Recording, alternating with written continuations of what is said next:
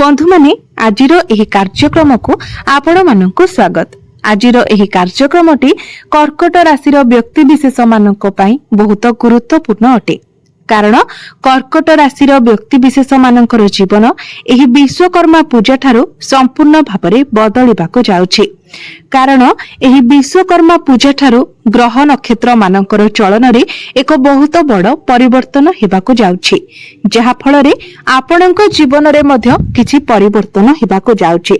तेबे बंधु माने आपणक जीवन रे कोन सब परिवर्तन हेबाको जाउछि से विषय जानिबा पई आपण माने भिडियोटी को स्किप न करी शेष पर्यंत निश्चय देखंतु एवं भिडियोटी को लाइक करी चैनल को सब्सक्राइब करि दियंतु।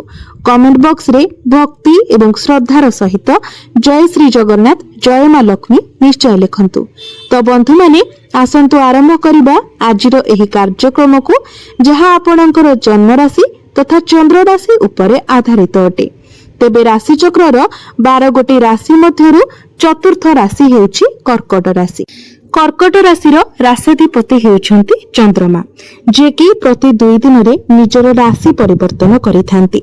तेबे बंधु माने पूर्वरु आपणकर स्वास्थ्य जनित समस्या देखा देउथिला। मुंड बिंधा भली समस्या, एलर्जी, इन्फेक्शन भली समस्या देखा देउथिला। किंतु एही विश्वकर्मा पूजा परठारु आपणकर स्वास्थ्य रे आपण उन्नति देखिबाको पाइबे। कारण आपणकर 2 जण त्रिकोणर अधिपति मंगल एवं बुधंकर स्थिति टिके खराब रहुथिला, किंतु एही विश्वकर्मा पूजा ठारु मंगल एवं बुधंकर स्थिति बहुत भलो रहिबो, जहा फଳରେ आपण आपणकर स्वास्थ्य रे उन्नति देखिबाको पाइबे। पूर्वरु आपणकर जहा भी स्वास्थ्य जनित समस्या रहितिला से सब दूर होइजिबो। एबे आसंतु जानिबा आपणकर शिक्षा क्षेत्र किपरि रहिबो एही विश्वकर्मा पूजा ठारु। तेबे बंधु माने कुंडलीर पंचम भावटी होइथाय आपणकर शिक्षार भाव। आपणकर पंचम भावर अधिपति हेउछंती मंगल एवं एही विश्वकर्मा पूजा ठारु मंगल आपणकर चतुर्थ भावरे गोचर करिवे। तो मंगलंकर स्थिति जेहेतु आपणकर चतुर्थ भावरे बहुत मजबूत रहुची, तेणु एही विश्वकर्मा पूजा ठारु आपणकर पाठ पढ़ार स्थिति मध्य बहुत भलो रहिबो। एही विश्वकर्मा पूजा परे आपण आपणकर पाठ पढ़ा को नै कोनोसी बड़ डिसिजन नै पारंती। तेणु आपण जदि कोनोसी एडमिशन लेबा पई चाहुछंती, कोनोसी फॉर्म फिलअप करबा पई चाहुछंती, तो आपण एही विश्वकर्मा पूजा परे निश्चित भाबरे करि पारिबे। एही विश्वकर्मा पूजा परे जदि आपणकर कोनोसी एग्जाम अछि, कोनोसी कॉम्पिटिटिव एग्जाम अछि, कोनोसी सरकारी चाकरी अछि, कोनोसी प्रतियोगितामूलक परीक्षा अछि, तो निश्चित भाबरे आपण सेथिरे उत्तीर्ण हेबे। एबे आसंतु जानिबा आपणकर प्रेम जीवन किपरि रहिबो एही विश्वकर्मा पूजा ठारु। तो बंधु माने कुंडलीर पंचम भावटी आपणकर शिक्षार भाव हेबा सहित पंचम भावटी मध्ये होइथाय आपणकर प्रेम जीवनर भाव। तो आपणकर पंचम भावर अधिपति हेउछंती मंगल। मंगल आपणकर चतुर्थ भावरे गोचर करूछंती। शुक्र आपणकर विश्वकर्मा पूजा ठारु द्वितीय भावरे गोचर करिवे। तो आपणकर बाणी रे मधुरता आसीबो, आपणकर कम्युनिकेशन स्किल बहुत भलो रहिबो। एहा व्यतीत पूर्वरु आपणकर प्रेम जीवन रे जहा भी किछि समस्या लागि रहितिला से सब मध्य दूर होई जिवो। जदि आपणक मध्य रे कथावार्ता बंद होई जायतिला, ब्रेकअप होई जायतिला, तो पुनर्बार आपणक मध्य रे पैचअप हेबार संभावना रहुछि। आपणक मध्य रे अंडरस्टैंडिंग बहुत भलो रहिबो, आपणक मध्य रे भलो पाइबा बढ़िबो, ताळमेळ भलो रहिबो। एवं जदि आपण सिंगल अछंती तो आपणकर नुआ रिलेशनशिप बनिबार मध्य बहुत अधिक संभावना रहुछि। एबे आसंतु जानिबा आपणकर वैवाहिक जीवन किपरि रहिबो एही विश्वकर्मा पूजा ठारु। तो बंधु माने कुंडलीर सप्तम भावटी होइथाय आपणकर वैवाहिक जीवनर भाव, आपणकर जीवन साथीर भाव। आपणकर सप्तम भावर अधिपति हेउछंती शनि। तो शनि आपणक कुंडलीर नवम भावरे भाग्य भावरे गोचर करूछंती। नवम भावटी को कुंडली रे बहुत भलो माना जायथाय। एहा त्रिकोण होइथाय। सबुठारु बड़ कथा हेउची आपणक कुंडली रे जो शनि अढेई चलीथिला ताहा संपूर्ण भावरे समाप्त होई सारिछि। पूर्वरु आपणकर वैवाहिक जीवन रे जो सब समस्या लागि रहितिला, आपणकर जीवन साथीकर स्वास्थ्य रे जो सब समस्या लागि रहितिला, वर्तमान से सब दूर होई सारिछि। तो वर्तमान आपणकर वैवाहिक जीवन बहुत भल रहिबो। आपणक मध्यरे अंडरस्टैंडिंग भल रहिबो, तालमेल भल रहिबो, बुझामणा बहुत भल रहिबो एवं आपणकर लाइफ पार्टनर पर्सनल लाइफ एवं प्रोफेशनल लाइफ रे मध्य ग्रोथ आसीबो। आपणकर जीवन साथी निजर भाग्य बଳରେ बहुत अधिक उन्नति करिवे। जदि आपण केवाडे बुली जिबा पई प्लानिंग करूथिले तो ही विश्वकर्मा पूजा परे आपण केवाडे बुलीबाको मध्य जाई पारंती। एबे आसंतु जानिबा आपणकर भाग्य आपणकु केते मात्रा रे साथ देबो एही विश्वकर्मा पूजा ठारू। तो बंधु माने कुंडलीर नवम भावटी होइथाय भाग्यर भाव। आपणक नवम भाव अर्थात भाग्य भावर अधिपति हेउछंती देवगुरु बृहस्पति। गुरु आपणकर कुंडलीर द्वादश भावरे गोचर करूछंती एवं आपणकर नवम भावरे गोचर करूछंती शनि।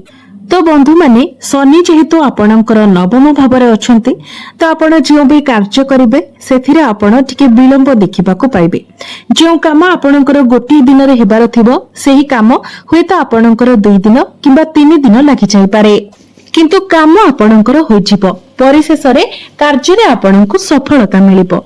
तेनु बाधा विघ्न को न डरी आपण आपणकर कार्य पथरे आगे जांतु। एबे आसंतु जानिबा आपणकर क्यारियर आपणकर कार्य क्षेत्र किपरि रहिबो एही विश्वकर्मा पूजा ठारू। तो बंधु माने कुंडलीर दशम भावटी होइथाय क्यारियर भाव, कार्य क्षेत्रर भाव। तेबे आपणक दशम भावर अधिपति हेउछंती मंगल। एही विश्वकर्मा पूजा ठारू मंगल आपणकर चतुर्थ भावरे गोचर करिवे एवं मंगलंकर सीधा सड़क दृष्टि दशम भाव उपरे ही रहिबो। तो निश्चित भावरे एही विश्वकर्मा पूजा ठारू क्यारियर रे आपण बहुत अधिक ग्रो करिवे।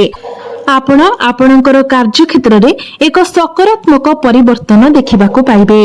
आपणकर काम करिबार शैली एक बहुत भल परिवर्तन आसीबो।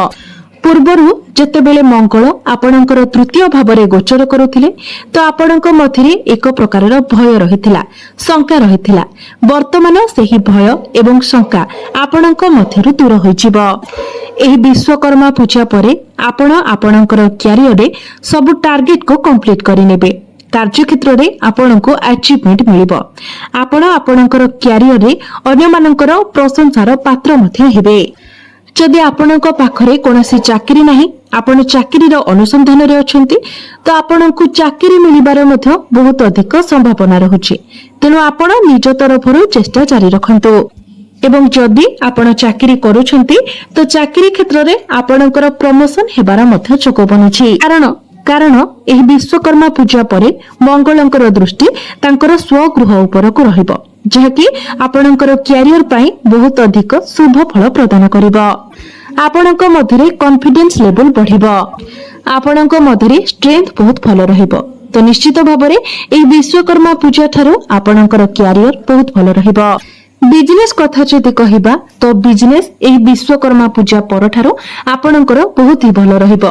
बिजनेस रे आपण बहुत ग्रो करिवे कारण बुधंकर स्थिति बहुत भल रहिबो, शुक्रंकर स्थिति मध्य बहुत भल रहिबो, सूर्यंकर स्थिति मध्य बहुत भल रहुछि। तो निश्चित भाबरे आपणकर फाइनेंशियल ग्रोथ हेबो।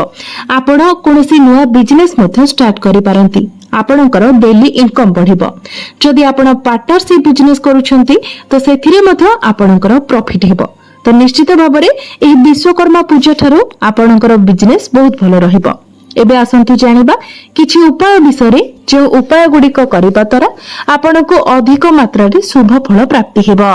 तो जेहेतु गुरुंकर स्थिति टिके दुर्बल रहुछि, गुरु आपणकर द्वादश भावरे गोचर करूछंती, सेथि पई आपण गुरुंकर दुष्प्रभाव को कम करिबा पई एवं शुभ फल प्राप्ति करिबा पई प्रत्येक दिन गुरुंकर बीज मंत्र 108 थर जप करंतु। प्रत्येक दिन आपण ओम नमः शिवाय मंत्रर जप करंतु। प्रत्येक दिन हनुमान चालीसार पाठ करंतु एवं प्रत्येक दिन आपण उदित सूर्य को तंबा पात्र रे जलार्घ्य अर्पण करंतु। निश्चित भावरे आपणको अधिक मात्रा रे शुभ फल प्राप्ति हेबो। तेबे बंधु माने आपणकर जीवन मंगलमय हेउ, एहा ही ईश्वरक निकटरे मोर प्रार्थना। धन्यवाद।